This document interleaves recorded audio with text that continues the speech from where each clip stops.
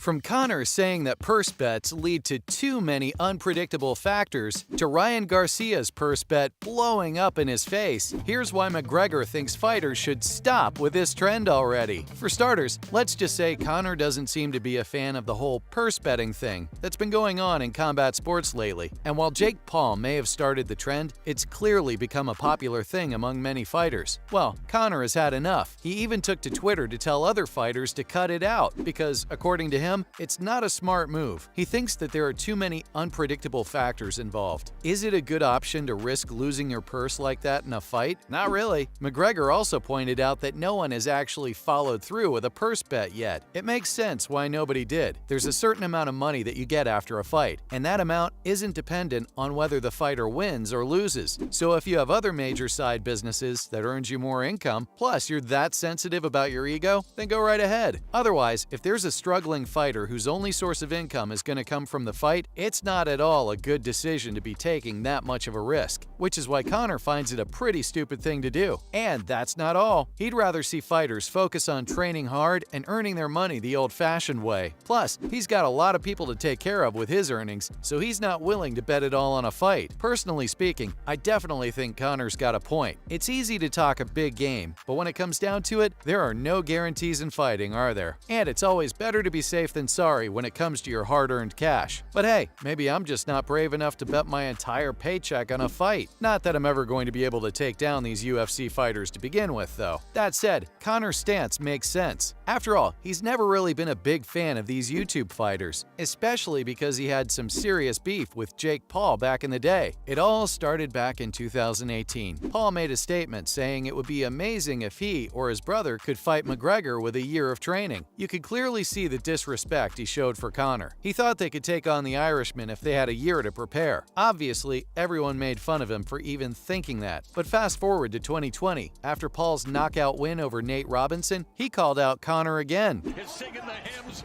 He's trying to get that's it!